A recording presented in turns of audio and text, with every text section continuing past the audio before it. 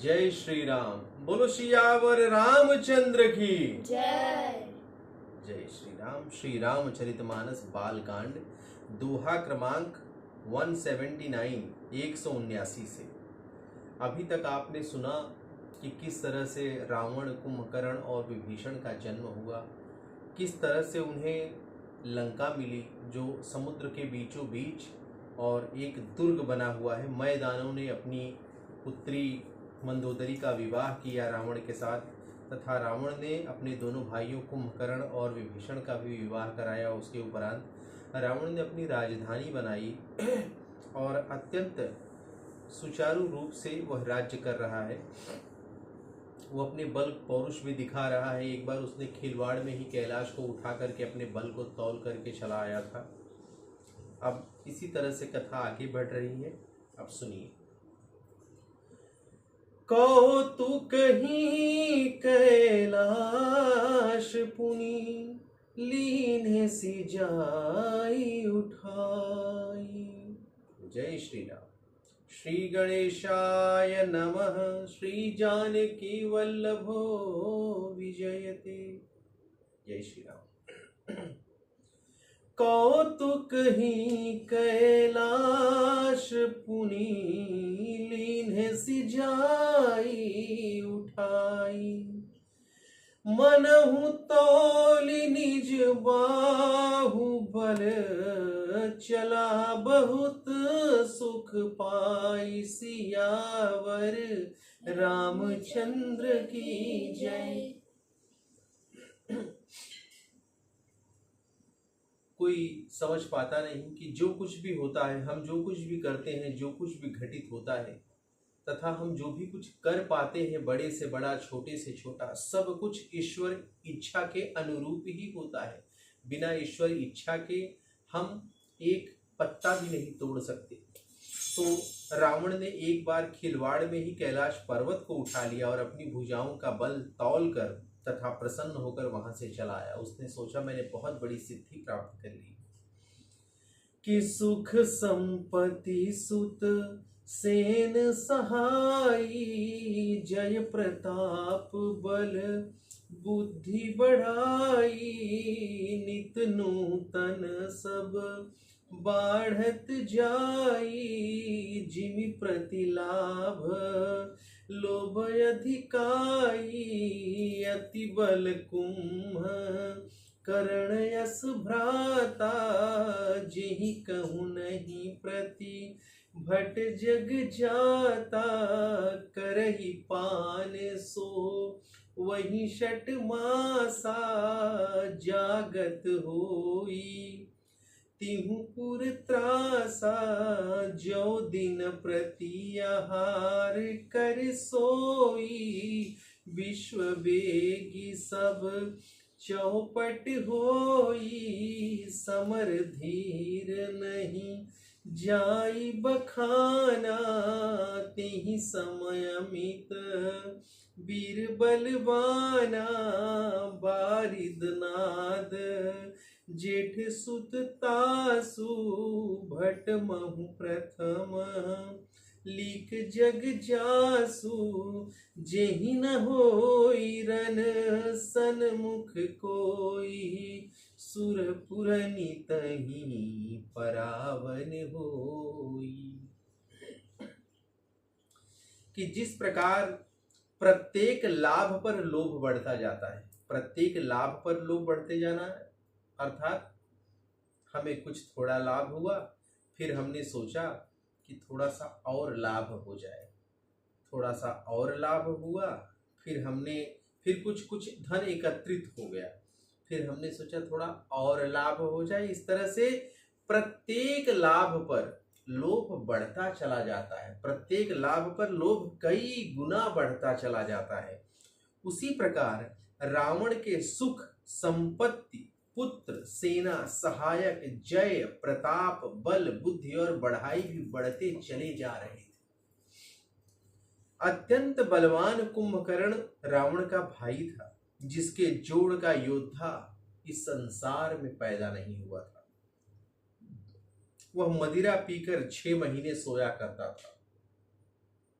लेकिन उसके जागते ही तीनों लोकों में हाहाकार मच जाता था। यानी इतनी विकराल शरीर रही होगी कुंभकर्ण की कि वह 6 महीने मदिरा पीता था और इतना नशा होकर के उसकी किडनी, लेवर, फेफड़ा कुछ खराब नहीं होता था। मतलब इतना उसके अंदर शक्ति थी। और तब उसके बाद वो सोता था और जब वो जागता था तो तीनों लोकों में हड़कंप मच जाता था, हाहाकार मच जाता था। क्यों? कि यदि वह प्रतिदिन भोजन करे, यदि वो प्रतिदिन भोजन करता तो संपूर्ण विश्व शीघ्र ही चौपट हो जाता। कुछ अन्य के लिए, अन्यत्र के लिए कुछ बचता ही नहीं कि कुछ और लोग खा ले, कुछ बचता ही नहीं वहां। वह ऐसा रणधीर था जिसका वर्णन नहीं किया जा सकता। लंका में उसके जैसे असंख्य वीर भी थे, उसके ही आकार वाले। मेघनाथ रावण का बड़ा पुत्र था, जो संसार के योद्धाओं में सर्वप्रथम था। रण में कोई भी उसका सामना नहीं कर सकता था। स्वर्ग में भी उसके भय से नित्य भगदड़ मची रहती थी कि मेघनाथ ना आ जाए, हमारा राज्य न छीन ले देवताओं।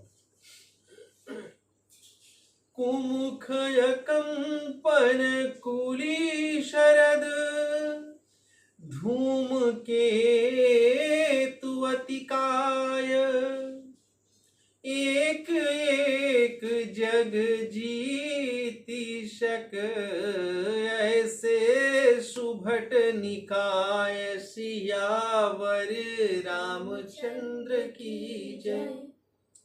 कि हरि व्यापहि सर्वत्र समाना। बिना भगवान की इच्छा के, बिना भगवान के बल के कुछ भी संभव नहीं।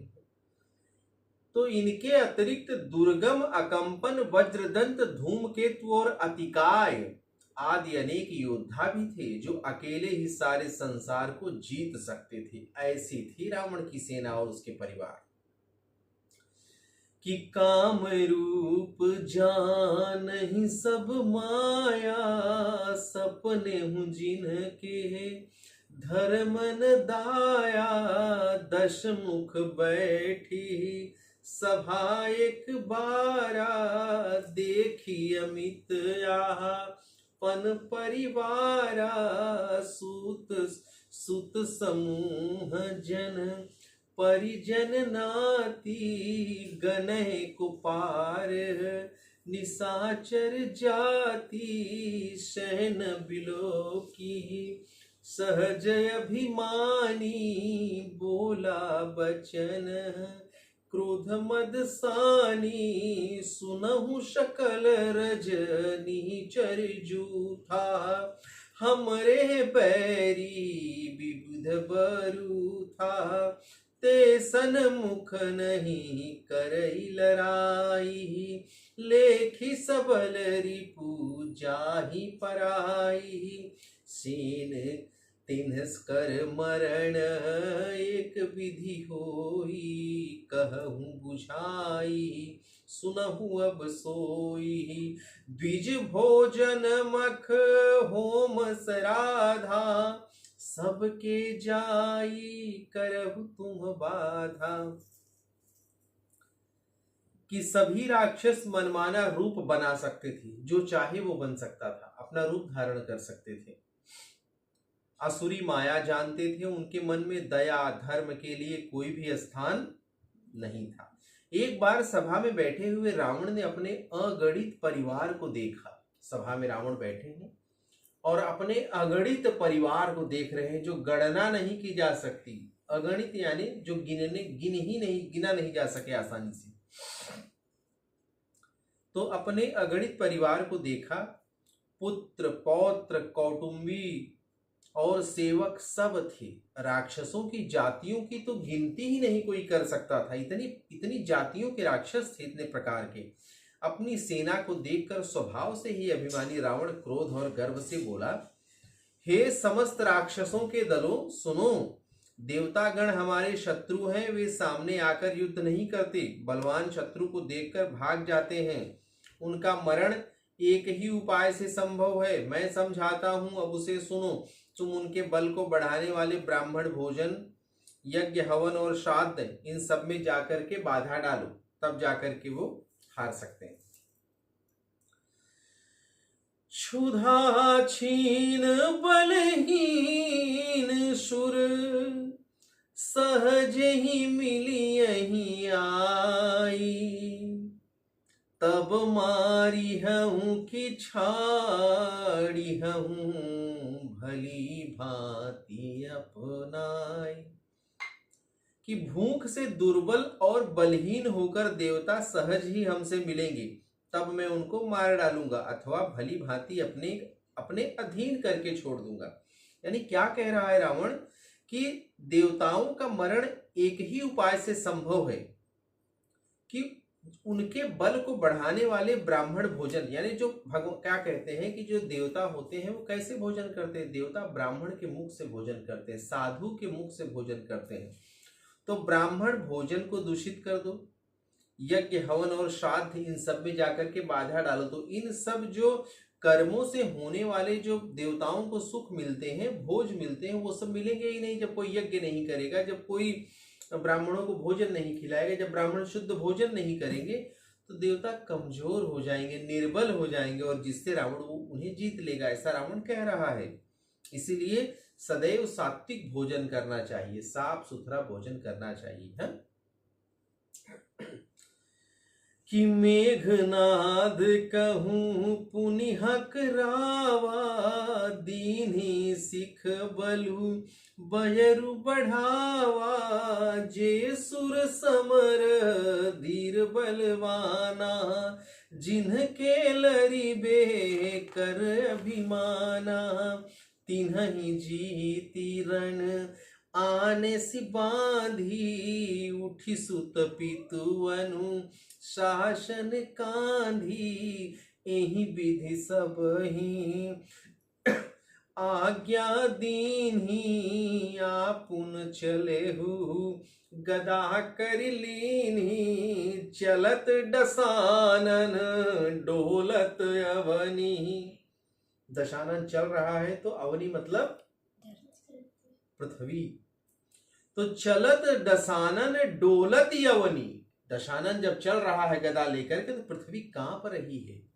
कि चलत दशानन डोलत अवनी, गरजत गर्भ श्रवहि सुर रवनी। रावण आवत सुनेहु सकोहा, देवन तके मेरुगिरि खोहा।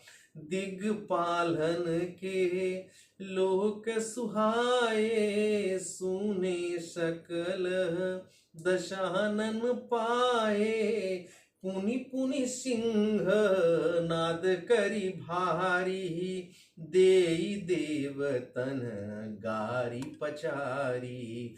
रन मद मत फिरहि जग धावा, प्रतिभट खोजत कतहु न पावा। रवि शशि पवन बरनु धन धारी, अग्नि काल जम सब अधिकारी।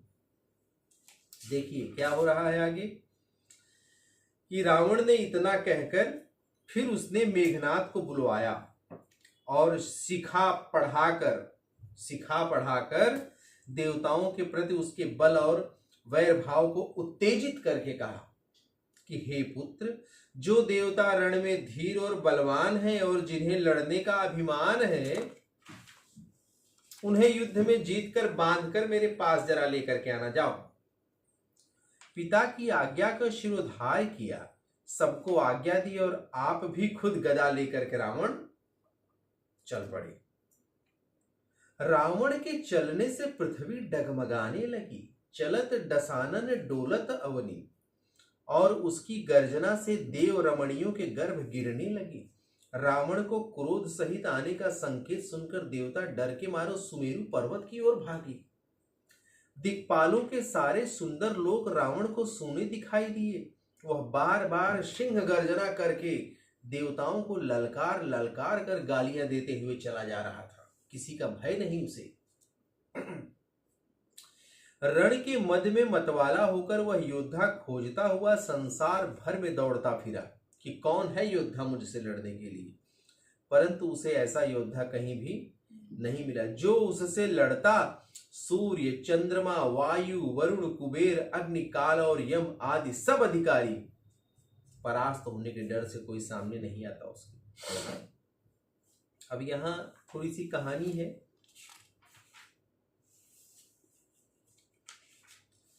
कि सत्वदीप, नवखंड, आकाश, पाताल आदि रावण के वेग से आक्रांत हो गए। रावण की महिमा कही जा रही है। सभी देवता रावण के भय से जहां स्थान मिला वहीं जा छिपे। मार्ग में नारद जी से जब रावण ने देवताओं के बारे में पूछा तो नारद जी ने उसे श्वेत दीप का मार्ग दिखाया। श्वेत दीप पहुंचकर रावण ने वहां सुंदर स्त्रियों को देखा। अहंकार के नशे में चूर रावण ने उन स्त्रियों से कहा कि अपने पतियों को रावण के आने का समाचार दे दो। रावण उन स्त्रियों को युद्ध में जीत कर अपने साथ ले जाना चाहता था। उसकी ऐसी मंशा जानकर एक वृद्धा ने रावण के पैर पकड़े और आकाश की ओर ले उड़ी। फिर झटक कर समुद्र के बीचों बीच पटक दिया रावण को। महाबली रावण ने ऐसा कभी सपने में भी नहीं सोचा था कि उसे कभी ऐसा भी कोई मात दे सकता है। रावण ने नाग लोकों को जीतने के बाद दैत्यराज बलि के राज्य में प्रवेश किया। रावण ने बलि को उकसाया कि वह उसका साथ दे और पृथ्वी पर राज्य करे, लेकिन बलि ने रावण के प्रस्ताव को अस्वीकार कर दिया। उसने समझाया कि श्री विष्णु से विरोध करना किसी के लिए शुभकर नहीं है। रावण अभी वह कुछ ही आगे बढ़ा था कि बालकों ने 10 शीश और 20 भुजाओं वाले रावण को कोई विचित्र जीव समझकर बांध लिया। यानी देखो, ऐसे ऐसे संकेत हो रहे हैं कि यह पृथ्वी वीरों से खाली नहीं है। हम समझते हैं कि हम इतने बड़े हैं, बलशाली हैं, बहुत बड़े वीर हैं, विश्व विजेता हैं, लेकिन यह पृथ्वी वीरों से खाली नहीं। परमेश्वर ने एक से बढ़कर एक रचना की है और उनकी रचना पर किसी प्रकार का कोई संशय ही नहीं है। हमने अभी तक कुछ देखा ही नहीं है। जो दिखता है वो होता नहीं, जो होता है वो दिखता नहीं। एक साधारण वृद्धा ने रावण का पांव पकड़कर झटक कर उड़ करके समुद्र में फेंक दी। रावण चकरा गया। और रावण क्या बताया जा रहा है कि अभी वो रावण कुछ आगे ही बढ़ा था कि बालकों ने 10 शीश और 20 भुजाओं वाले रावण को कोई विचित्र जीव समझकर बांध लिया और उससे खेलने लगे। भगवान वामन को उस पर दया आई और उन्होंने उसे छुड़वा दिया। मतलब आप देखो कि जो दशानन के चलत दशानन डोलत यवनी, जिस दशानन के चलने से पृथ्वी हिल रही है, डगमगा रही है, उस दशानन को ऐसे भी भगवान ने रचना की है कि कुछ ने उसे विचित्र जीव समझकर बांध लिया और खेलने लगे उसके साथ। वह छुड़ा नहीं पा रहा अपने आप को। और फिर भगवान वामन को उस पर दया आई और उन्होंने छुड़वा दिया कि छोड़ दो इसे। रावण इतना मूर्ख है कि वह अपनी विजय के लिए तो अभिमान करता ही है, लेकिन जब परास्त हो जाता है तो किसी प्रकार की लज्जा का अनुभव नहीं करता। यानी इतना मूर्ख है वह कि विजय के लिए अभिमान तो करता है, लेकिन अगर हार जाता है, परास्त हो जाता है, तो किसी प्रकार की लज्जा नहीं आती, उसे लाज नहीं आती है। माता सीता ने कहा ना अशोक वाटिका में कि अधम निलज्ज लाज नहीं तोई। इसीलिए उन्होंने कहा। विश्व विजय की लालसा का मारा रावण पंपासर पहुंचा। वहां उसने वानरों के राजा बलि को युद्ध के लिए फिर ललकारा। बलि ने कहा कि वह सूर्य को अर्घ देने के बाद उसकी युद्ध की इच्छा को अवश्य पूरा करेगा। पहले भगवान सूर्य को अर्घ देने, तो संध्या का समय था, लेकिन अभिमानी दशानन ऐसा कुछ भी सुनने को तैयार नहीं था। रावण के हठ को देखकर और यह जानकर कि शिव से प्राप्त वरदान के कारण इसे मारा नहीं जा सकता, वानर राज महाबली बाली ने रावण को अपनी ऐसे कांख में दबाकर, ऐसे मतलब किसी के सर को ऐसे दबा करके कांख में दबा लिया। 6 माह तक बाली की कांख में रहने के बाद वह मौका पाकर बाहर निकल आया। 6 महीने तक वहीं पड़ा रहा और जब भागने लगा तब बलि ने पकड़कर रस्सियों से बांध दिया। वानर बालकों ने खेल खेल में लात घूंसे से रावण की खूब पिटाई। बाल की पत्नी तारा ने रावण को पहचान लिया। उसके कहने पर रावण निर्बल हुआ और पंपासुर छोड़कर भाग गया। घूमते घूमते रावण ने रेवा नदी के तट पर पहुंचा। रावण सहस्त्रबाहु के ऐश्वर्य को देखकर रावण को अत्यंत दुख हुआ। सहस्त्रबाहु रावण से भी बड़ा विजेता था। उसके ऐश्वर्य को देखकर रावण को अत्यंत दुख हुआ, किसके पास इतना कुछ है, मुझसे ज्यादा है। सहस्त्र अर्जुन जहां अपनी पत्नियों के साथ जल क्रीड़ा कर रहे थे, रावण वहां पहुंचा। अपनी भुजाओं के बल से रावण ने जल प्रवाह को रोक दिया। सहस्त्रबाहु सोचने लगा कि यह दुस्साहस किया किसने। रावण को देखकर वह अत्यंत क्रोधित हो दौड़ा। अपने बल पर अहंकार करने वाले दशानन को उसने पकड़कर बांध लिया।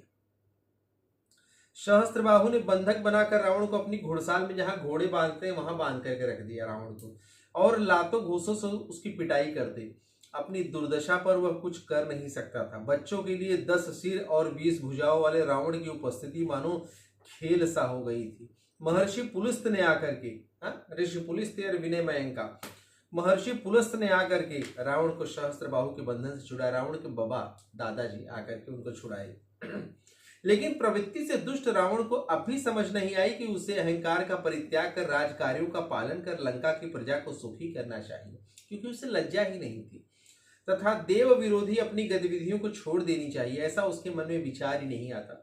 एक दिन स्वर्ग की अप्सरा उर्वशी को, जो रास रंग के लिए नल कुबेर के पास जा रही थी तथा कुबेर की पुत्रवधू भी थी, रावण ने मार्ग में रोक लिया। रावण ने जब पूछा कि वह कहाँ जा रही है तो उसने सत्य बात बता दी, लेकिन रावण ने बलात् उसके साथ भोग किया और लंका चला गया।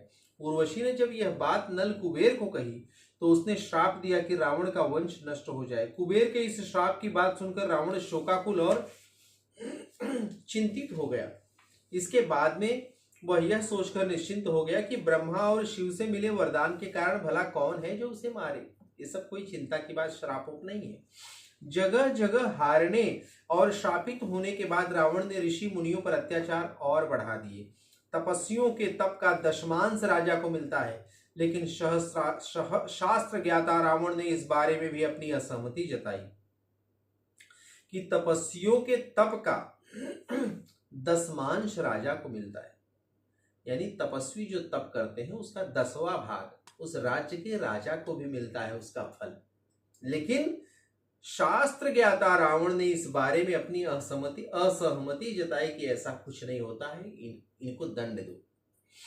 कर के रूप में उसने ऋषियों के रक्त को एक घड़े में इकट्ठा किया। ऋषियों ने संदेश दिया कि जैसे ही घड़े का मुख उघड़ेगा रावण तेरा वंश नष्ट हो जाएगा।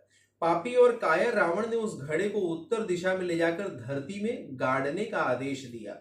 ऐसा करने में भी रावण की चाल थी। वह महाराजा जनक से बदला लेना चाहता था, क्योंकि शास्त्रास्त्र में वह वैदेहराज जनक से हार गया था। दूतों ने ऋषि मुनियों के रक्त से भरे घड़े को जनकपुरी में एक खेत में गाड़ दिया। जनकपुरी में भयंकर अकाल पड़ा। जनक जी ने वर्षा करने हेतु यज्ञ किया और खेत में स्वर्ण का हल चलाया। पृथ्वी में गड़े घट से जब हल का फाल लगा तो वह टूट गया, बिजली सी कौंधी। तब सब आश्चर्यचकित हो गए। चारों ओर प्रकाश फैल गया। तभी सबने देखा कि एक सुंदर सिंहासन प्रकट हुआ, उस पर भूमि पुत्री अपने तेज के साथ विराजमान थी, मैया सीता।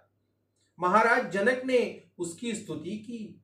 सबके देखते देखते वह भूमि पुत्री कन्या बनकर जोर जोर से रोने लगी। महारानी सुनैना ने उस तेजस्विनी कन्या को अपनी गोद में उठा लिया। वह शुक्ल पक्ष के चंद्रमा की तरह अपनी संपूर्ण कलाओं के साथ बढ़ने लगी। सुनैना ने उनका नाम जानकी रखा, जबकि देवर्षि नारद ने उनका नाम सीता रखा। उससे समस्त जनकपुरी प्यार करती थी। अल्प समय में ही उसने समस्त विद्याओं को ग्रहण कर लिया था।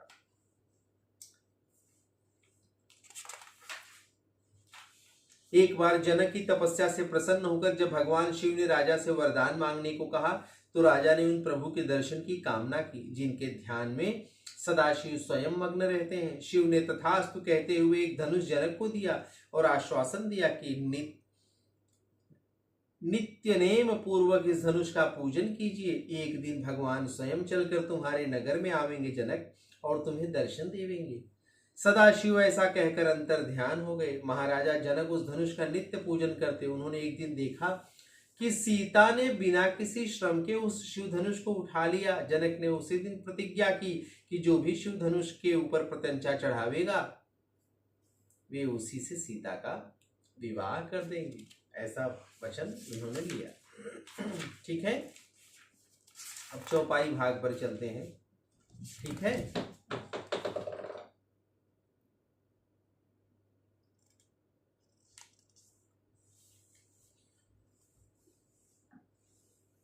कि किन्नर किन्नर सिद्ध मनुज सुर नागा, हठि सब ही के पंथ ही लागा। ब्रह्म सृष्टि जहाँ लगी तनुधारी, दश मुख बस बर तीनर नारी। आयसु करही सकल भय भीता, नवहि आई नित चरण विनीता। किन्नर सिद्ध मनुष्य, किन्नर सिद्ध मनुष्य देवता और नाग सभी के पीछे वह हठपूर्वक पड़ गया। उसने किसी को भी शांतिपूर्वक बैठने नहीं दिया। ब्रह्मा जी की सृष्टि के सभी शरीरधारी स्त्री पुरुष रावण के अधीन हो गए और परेशान रहने लगे। डर के मारे सभी उसकी आज्ञा का पालन करते थे तथा नित्य आकर अत्यंत आदर पूर्वक उसके चरणों में सिर झुकाते थे। भुज बल विश्व वश्य करी, राखेसी कौन स्वतंत्र। भुज बल विश्व वश्य करी, राखेसी कौन स्वतंत्र। मंडलिक मणि रावण, राज करई निज मंत्र। सियावर रामचंद्र की जय। उसने भुजाओं के बल से सारे संसार को अपने वश कर लिया और कोई भी स्वतंत्र नहीं रहा। इस प्रकार रावण सार्वभौम सम्राट अपनी इच्छा अनुसार राज्य करने लगा। जैसा उसे अच्छा लगता वैसा राज्य करता। कि देव जक्ष गंधर्व नर, किन्नर नाग कुमारी। जीति बरी निज बाहुबल, वह सुंदर बर नारी। सियावर रामचंद्र की जय। देवता, यक्ष, गंधर्व, मनुष्य, किन्नर और नागों की कन्याओं तथा अन्य अनेक सुंदरियों और उत्तम स्त्रियों को उसने बलपूर्वक जीतकर उनसे विवाह किया। कई हजारों लाख रानियां। कि इंद्रजीत सन जो कछु कहेऊ, सो जब जनु पहिले ही करि रहेऊ। प्रथम ही जिन कहूँ आयसु दीन्हा, तिन कर चरित सुनहु जो कीन्हा। देखत भीम रूप सब पापी, निश्चर निकर देव परितापी। करिह उपद्रव असुर निकाया, नाना रूप धरिहि कर माया। जेहि विधि होई धर्म निर्मूला, सो सब करहि वेद प्रतिकूला। जेहि जेहि देश धेनु द्विज पावहीं, नगर गांव पुर आगि लगावहीं। शुभ आचरण कतहु नहीं होई, देव विप्र गुरु मान न कोई। नहीं हरि भगति यज्ञ तप ज्ञाना, सपने हूँ सुनियन वेद पुराना। मेघनाथ से रावण ने जो कुछ कहा, मेघनाथ ने उसके पालन में तनिक भी देर नहीं की। एक पुत्र का कर्तव्य उसने निभाया। जिन्हें रावण ने मेघनाथ से पहले ही आज्ञा दे रखी थी, उन्होंने जो करतूतें की अब वे भी सुन ले। राक्षसों के समूह देखने में बड़े भयानक, पापी और देवताओं को दुख देने वाले थे। असुरों के वे समूह उपद्रव करते थे और माया से अनेक प्रकार के रूप धरते थे। वे सब वही वेद विरुद्ध काम करते थे जिससे धर्म की जड़ कट जावे। वे जहां भी गौ और ब्राह्मणों को पाते थे उसी नगर और गांव पूर्वे में आग लगा देते थे। उनके डर से कहीं भी ब्राह्मण भोजन यज्ञ श्राद्ध आदि नहीं होते थे। देवता ब्राह्मण और गुरु को कोई नहीं मानता था, कोई मानता ही नहीं था। देवता ब्राह्मण और गुरु को कोई नहीं मानता था। न हरि भक्ति ही थी, न यज्ञ था, तप और ज्ञान भी न था, क्योंकि वो रहने ही नहीं देता था। पुराण तो स्वप्न में भी सुनने को नहीं मिलते थे कहीं। जप जोग विरागा ता तप मख भागा, श्रवण सुनहि दस शीशा। कि जप जोग विरागा तप मख भागा, श्रवण सुनहि दस शीशा। आपुन उठी धावै रहे न पावै, धरि सब घालै खीसा। अस भ्रष्ट अचारा भासन सारा, धर्म सुनहि नहीं काना। तेहि बहुविध त्रासै देश निकाशै, शोक वेद पुराणा। त्राहि माम प्रभु रक्षा। कि यदि रावण योग वैराग्य तप तथा यज्ञ द्वारा देवताओं को उनके भाग पाने की बात सुन लेता तो वह सबको यज्ञकर्ताओं को पकड़कर विध्वंस कर डालता था। संसार में ऐसा भ्रष्ट आचरण फैल गया कि धर्म तो सुनने भी नहीं आता था। जो कोई वेद पुराण कहता उसके अनेक प्रकार से यातनाएं देता और देश से भी निकाल देता था रावण। सोरठा। बरनी न जाई अनीति, घोर निशाचर जो करहीं। हिंसा पर अति प्रीति, तिन्हके पाप ही कवनि मिति।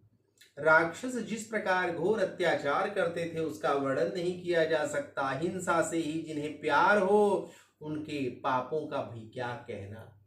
यही कारण थी भगवान श्री रामचंद्र जी, भगवान जो जगत पालक जगदीश्वर है, वो मनुज अवतार लेकर के पृथ्वी पर आए ऐसे दुष्टों का अंत करने के लिए। भगवान ने ही उपजाया, भगवान ही काटेंगे। उनके बड़ा कौन है, उनसे बड़ा। बोलो सियावर रामचंद्र की जय। मास पारायण छठा विश्राम ले रहे हैं। बोलो जय श्री राम। जय श्री राम।